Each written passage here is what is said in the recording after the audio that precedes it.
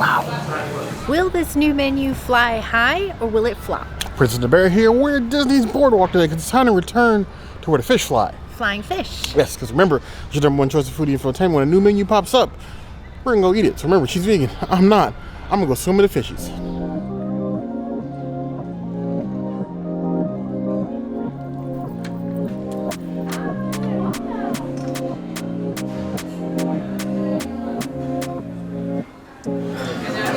I love that this is fish, and this is fish, and there's fish.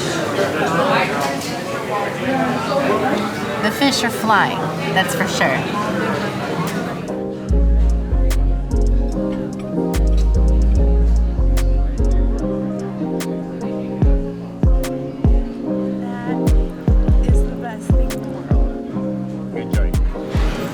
Have the beautiful bread, which we did mention in our bread service video, which you should absolutely watch. It's an important part of your meal.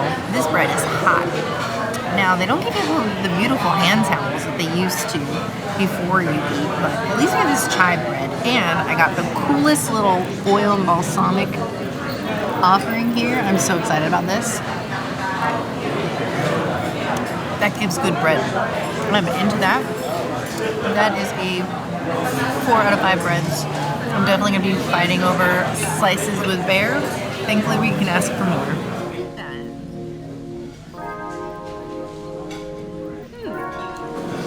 The true mark of fine dining, when they give you fine dining, your bread comes in towels, not just a basket, towel basket. And then you have this black salt flaked sea salt, and this whipped butter. It's all nice and soft. Spreads easily, just like my wallet anytime the princess wants fine dining. Black salt and herbed butter. It's a nice touch on a warm potato bread made fresh in house. And got the herbs in it. I mean, princess doesn't lie, it gives good bread. This is service. 4.25 out of 5 plus.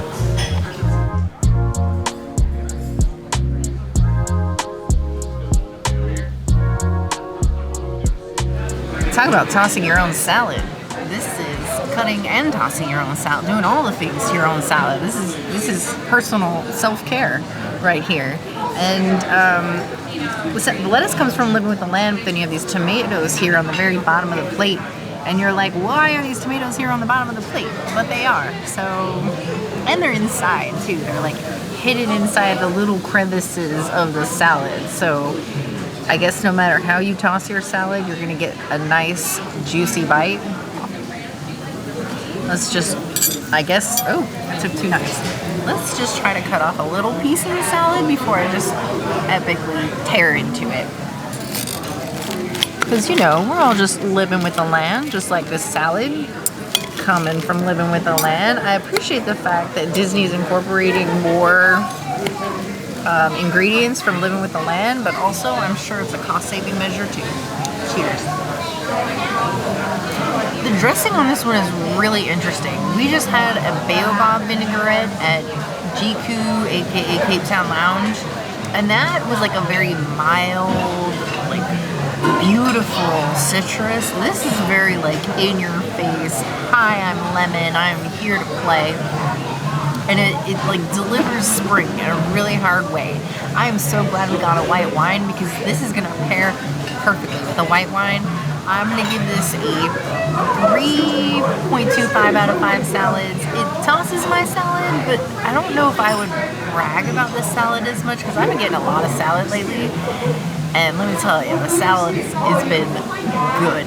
And I don't know if this is like, you know, I'm gonna go tell everybody about this salad. I do love that it's from Living with the Land, so it's gonna get some, like I'm definitely gonna say that I've had this salad. But I just don't know if it's gonna be like something I brag about, like GQ salad. This is still a family chain. This thing kind of makes me laugh a little bit because what you get at signature dining restaurants, especially for somebody plant-based, is like the portion sizes are so wildly ranged that it's absolutely hilarious. Sometimes you get like a couple cubes of tofu. Other times you're getting a whole Bibb of lettuce. Now when they said it was a Bibb lettuce, they weren't kidding. They were like, I was thinking like, oh, it's made of Bibb lettuce. No, whole Bibb lettuce. It's given like Finding Nemo. I live in a sea anemone, but it's vegan, so I don't expect to find Nemo and his dad living in here. But there's enough room, technically. Go ahead and dive right in here. Yes, you are cutting your own salad. The finer the dining, the more work you're doing to eat your food. That's just the way of life. And I got like nothing but green in here. Let me get some fixins. Let me get some orange. Let me get some this radish. Do I even have dressing? I have no idea. It's like literally you got fishing. Dressing. Don't worry, you got dressing. I'm fishing over here.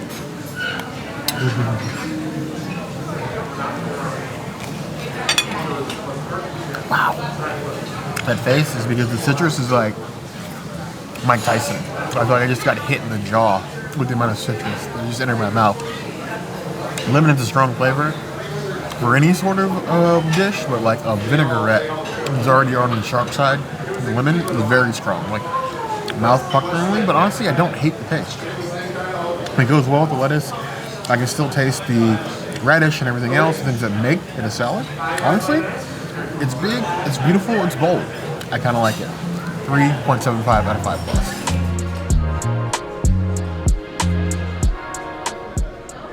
We're going avant-garde, so we have one of their new dishes here on the new menu. This is the Hawaiian Hamachi. It's a thinly sliced Hawaiian fish, thinly sliced and rolled with strawberries, and then it is poured, and I missed the pouring part, a black peppercorn yogurt to go with it. Liquidy yogurt, but yogurt not the same. So you have these thin sliced hamachis, you have the strawberries in here. Now, warning for those people who are sort of tenuous fish people, this fish is served raw, like Asian style. So be prepared if you have a problem with raw fish. This might not be for you. Now, me, I love the raw fish. Get your minds out of the gutter. I just like sushi. It's very interesting. Like the black peppercorn yogurt's got a little bite in front of the tongue, not like spicy, but like spice bite. In place of what would normally be like, when you see places put like citrus over salmon, the strawberry peppercorn yogurt bites through that sort of like oceany flavors and levels out the fish, so you get like the richness of the hamachi and the sweet of the black peppercorn yogurt with the strawberry. That is excellent. That's a treat for your senses. It's like riding a wave, and I love it. 4.5 out of 5 plus.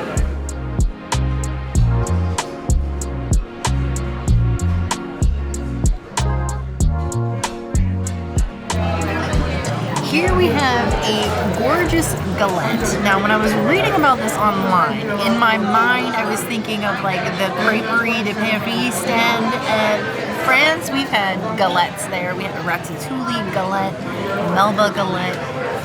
And so in my mind I was thinking like buckwheat maybe, like a crepe style, but then like the description online said rice. Our server, when I talked about it, he said it was like a patty, which made me think like arepa.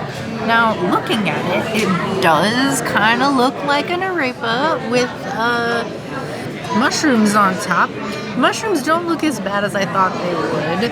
Our server did say there's tofu in it too, so that's interesting to me. And then we have some mutant-sized asparagus on the bottom.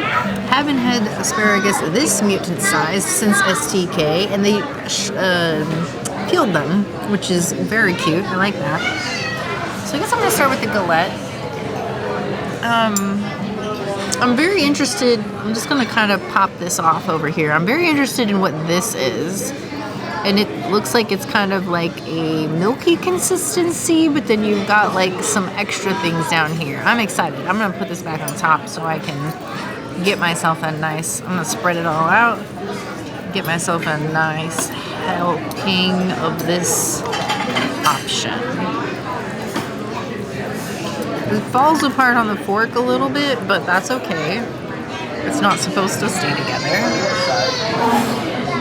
Cheers to the galettes. Oh wow, that is seasoned beautifully. It tastes amazing. The mushrooms are just, is like a little crunch on top. You wouldn't even know.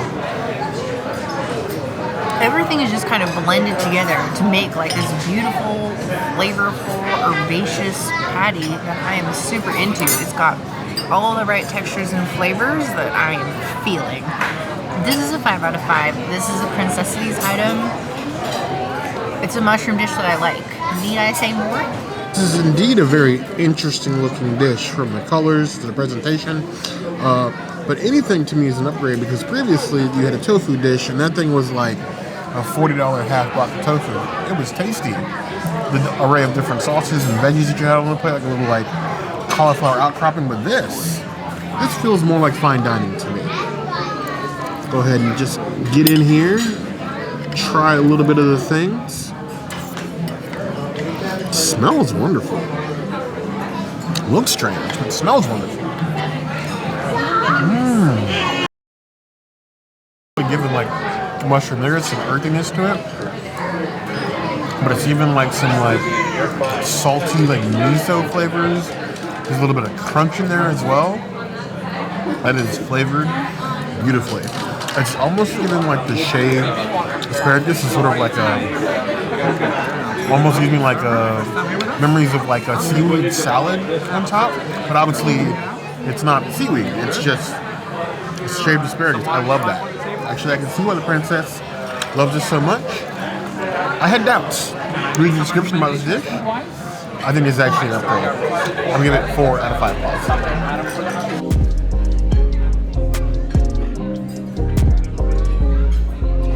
Return of the Sea Monster. It's been 2 years since I ordered any dish here with an enhancement, but however this time I got the blanched scallops, which come in like a bed of like corn grits and some sauces.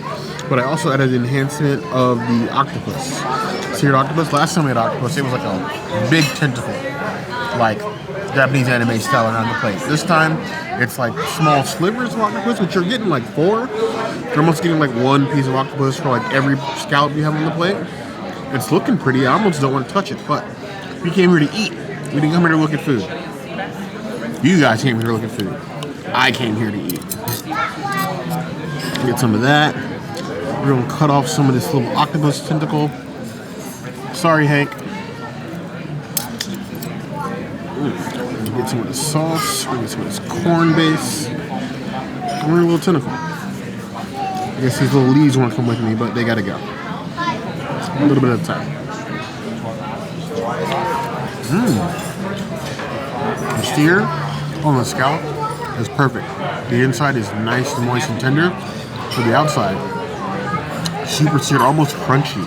On top, but not like ruined crunchy. Like you got a nice sear that you bite through, get the juice of the scallop. And the octopus is the perfect pairing for that on top of the grits. It's even like elevated shrimp and grits, which is where I was kind of thinking. You've got bits of corn sauce on top as well with the sauce. Again here, it's excellent flavors. You really have to love both seafood and scallops, because if you're a texture person, the scallops plus the octopus can be a little off-putting. But if you don't care about anything and you just want to gobble up the seafood, open your whale-sized mouth, devour the entire plate. 4.25 out of 5 plus.